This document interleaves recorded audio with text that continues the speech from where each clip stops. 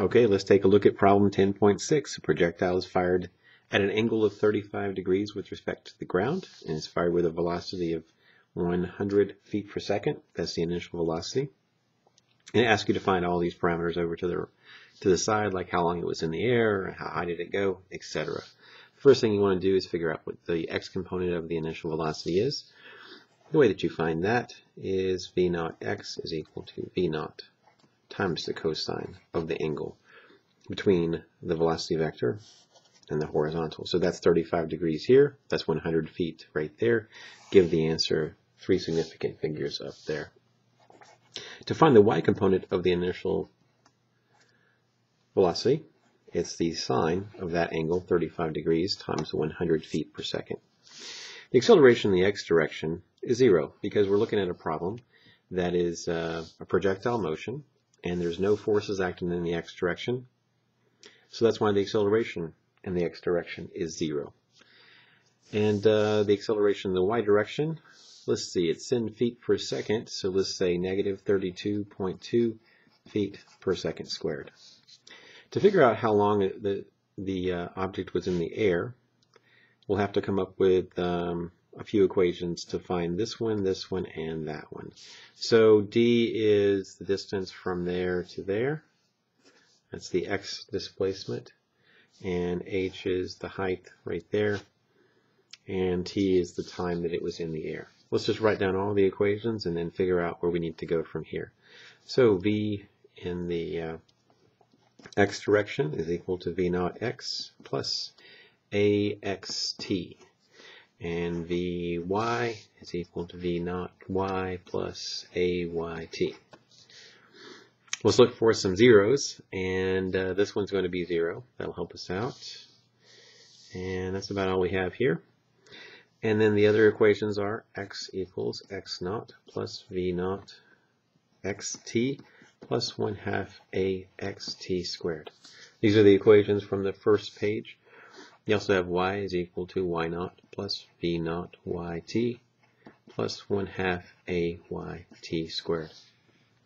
This term is 0. You can assume that the origin is here at the beginning, y and x. If you do that, then this is 0 right there and 0 right here. Okay, so what are we looking for here? We're looking for the time that it was in the air. Let's see which one of these can help us out.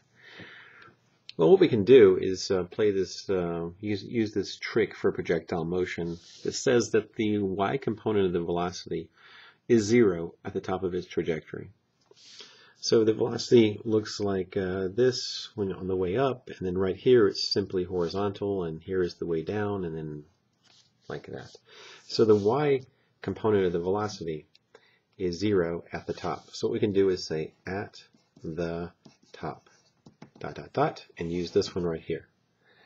Okay, so at the top, this one is 0, and then we have v naught y, which we've already determined was equal to v naught times the sine of theta. So I'm using this right over there. Okay, and then the acceleration in the y direction is something we know as well, and t that we're using when we say at the top is the time it takes to get to, well, we'll call it t-top. Now if you solve for t-top, it's going to be equal to negative v naught sine of theta over ay. Okay, now why is that needed? Well, if you're looking for the time that it was in the air, that's simply going to be 2 times t top. Write that more clearly. And so you're going to get a number out there to the side. It's just going to be twice what we have here. So see, I played this game of finding the time it takes to get to the top by using this fact that the velocity is equal to 0 at the top of its trajectory. You might wonder, well, is the time going to be negative? Not really, because ay we've already found to be negative, and then v naught is 100 feet per second, and this right here, theta, is 35 degrees. To find the height, what we would do here is use this one, and you want to use t top for that one to figure out what the height is. Okay, so we want to use this one for height. The height can be found if you take the initial v0 y, found from over here, times the time. The time you want to use is not the time it was in the air, but you want to use the time it gets to the top because you're looking for the height. And of course here you want to use negative 32.2 feet per second squared, and t top there as well. And lastly, to figure out what the distance d is, you come over here to x, and that allows you to find out what the x displacement is, d. Now this time what you want to use is, this needs to be t air. Now what I mean by that is it's the time that it's in the air. That's why it's called t sub air. And so you want to use that for this one and that one. Well, wait a minute, that's all zero over there. So it's just simply just v naught x times t air. Now why do I want to do that? Why do I want to be different here? And the answer is because you want to go the entire length of this to find the distance d. We have to use the entire time of flight to figure out what the distance d is. That's beautiful. Look at all that. Wonderful.